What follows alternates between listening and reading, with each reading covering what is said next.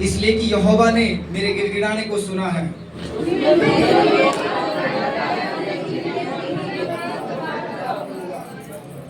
मृत्यु की रस्सियां मेरे चारों ओर थी, मैं अंधलोक की सकेती में पड़ा था। मुझे संकट और कलेश भोगना पड़ा।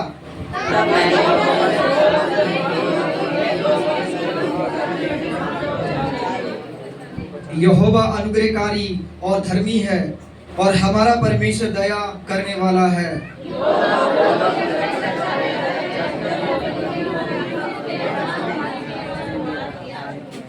हे मेरे प्राण, तू अपने विश्राम स्थान में लौट आ, क्योंकि यहोवा ने तेरा उपकार किया है।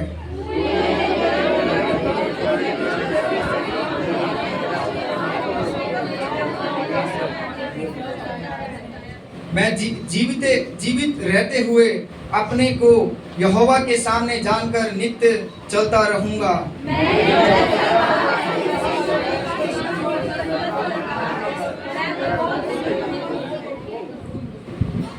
मैंने उतावली से कहा, सब मनुष्य झूठे हैं।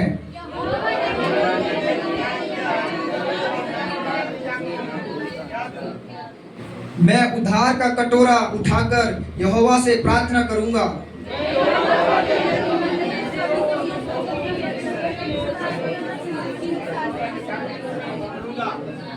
यहोवा के भक्तों की मृत्यु उसकी दृष्टि में अनमोल है।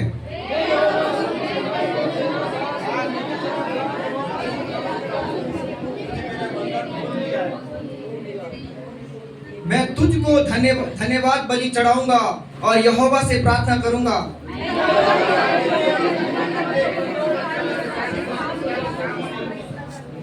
आइए 19 हम सब मिलके पढ़ेंगे। यहोवा के भवन के आंगनों में हे यरूशलेम तेरे भीतर पूरी करूंगा, यह की स्तुति करो।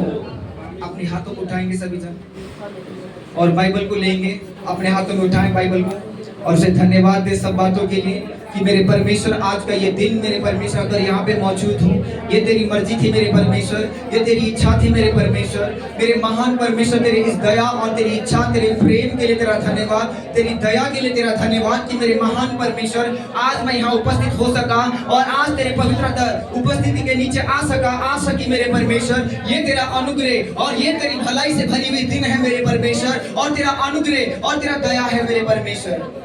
धन्यवाद मेरे महान परमेश्वर। यीशु के नाम में प्रार्थना मांगते हैं। सभी जन बैठ जाइए। हालेलुया, हालेलुया, थोड़ा आगे आगे हो जाइए सभी लाइन में, आगे आगे हो जाइए लाइन बनाकर, और आगे आगे हो जाइए।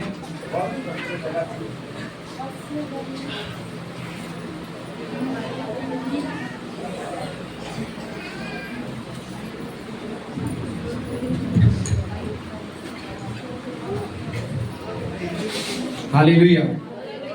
जितने खुश से बोले हालेलुया,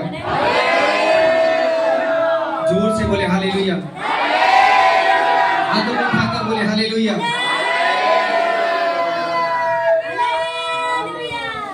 एक ही को आशीष चाहिए, बाकी को नहीं चाहिए।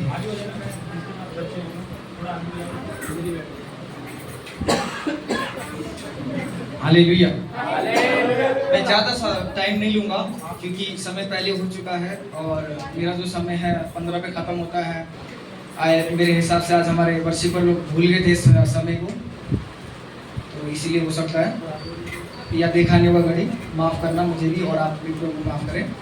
तो मैं ज़्यादा समय नहीं लूँगा। यहाँ पे परमेश्वर का वचन यहाँ पे एक बात को कहता है, जब एक व्यक्ति बीमार होता है, जब एक रोगी होता है, जब दुष्ट आत्माओं से जकड़ा होता है, जब संसार से परेशान होता है, जब शैतान और शत्रु उसके पीछे पड़े होते हैं, और जब एक जन परमेश्वर के आगे गिड़गिड़ाता है, जब दाऊद परमेश्वर के आगे गिड़गिड़ाया, जब उसके पीछे साउल पड़ा था उसे मारने के लिए। किसे?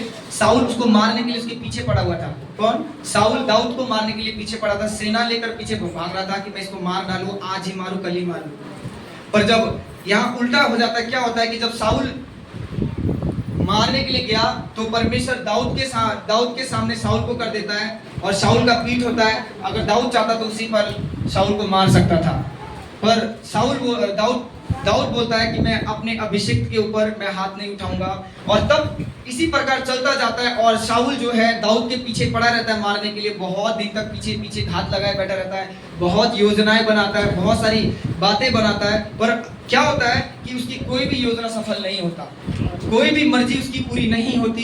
क्यों नहीं होता? क्योंकि परमेश्वर का अनुग्रह दोनों के ऊपर था, और उसके ऊपर भी था क्योंकि परमेश्वर ने पहले उसे इजराइल का राजा बनाया था, और बाद में दाऊद के ऊपर भी था क्योंकि परमेश्वर ने उसे सेकंड किंग बोलकर इजराइल का राजा बनाकर चुना था। तो जब परमेश्वर ने चुना तो उसको मारने के लिए क्या, पर परमेश्वर ने क्या किया, उसको उसके वश में कर दिया, पर उसने उसको नहीं मारा और खुद वहां से निकल गया।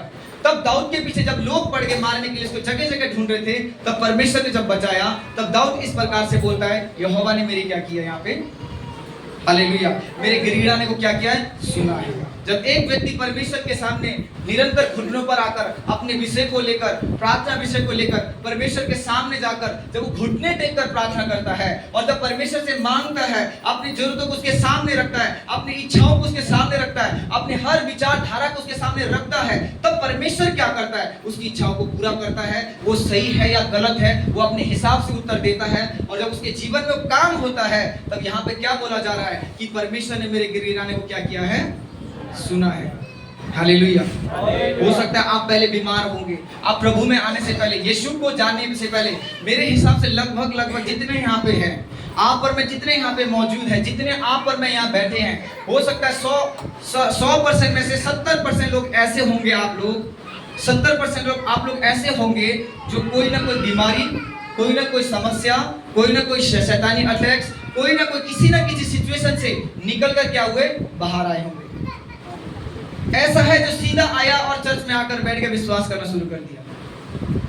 बहुत कम होंगे यहाँ पे, पर हर एक व्यक्ति के जीवन में कोई ना कोई घटना घटा है, कोई ना कोई शैतानी अटैक हुआ है, कोई ना कोई संसारिक अटैक हुआ है, कोई ना कोई बीमारी का अटैक हुआ है, और हर एक के जीवन में कोई ना कोई परमेश्वर की ओर से क्या हुआ है, चमत्कार हुआ है, और परमेश्वर ने उसे मृत्यु के मुंह से निकाला, कईयों को रोगों से छुड़ाया है, कईयों को अंधकार से निकाला है, और सबसे बड़ी बात, जितने आप और मैं यहाँ बैठे हैं, परमेश्वर ने मृत्यु लोक, अंधलोक से, नरक से आप और मुझे बचाया है। हालेलुया। तो यहाँ पे क्या कहता है, इसलिए मेरे गिड़गिड़ाने को सुना है। जब आप गिड़गिड़ाते थे, हम गिड़गिड़ाते थे, पास्टर लोग आपके लिए प्रार्थना करते थे, आपको भले प्रार्थना नहीं आता था, पर आप प्रार्थना करते थे उस टाइम में, जैसे भी आता था, आपको आंसू बहाने आता था, भले मुंह से प्रार्थना करना नहीं आता था, पर बाइबल कहता है परमेश्वर मनों को जांचने वाला है। उसने आपके मन की उस प्रार्थना को सुना, और जब उसने आपके मन की प्रार्थना को सुना और उसने उत्तर दिया, और आपका जीवन क्या हुआ, बदल गया। क्या हुआ, बदल गया। और आज उसी कारण से आप और मैं यहाँ पे बैठे हैं, और इसीलिए कहता है कि यहोवा ने मेरे गिड़गिड़ाने को क्या किया है, सुना है। Hallelujah, hallelujah, hallelujah. कितने लोग हैं जिनको पैसे देकर बुलाया गया है, हाथ खड़े कर सकते हो? कोई भी नहीं है ना? या किसी को जबरदस्ती धक्का मार के लाया गया चर्च में, विश्वास करो बोल के, है कोई? हाथ खड़ा कर सकते हो आप? कोई भी नहीं है।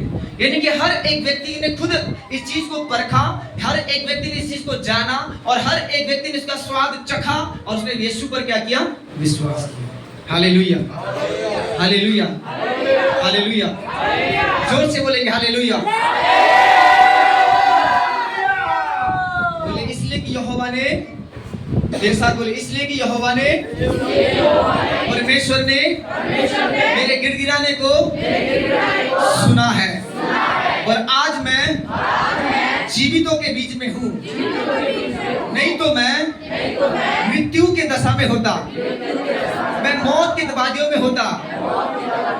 इसलिए कि यहोवा का दया, परमेश्वर का दया मुझ पर हुआ है, और मेरे पाप क्षमा हुए हैं, और मेरे रोग दूर हुए हैं, और बीमारियां दूर हुई है, और अंधकार दूर हुआ है, क्योंकि यहोवा ने, परमेश्वर ने मेरे गिड़गिड़ाने को, मेरी प्रार्थनाओं को सुना है।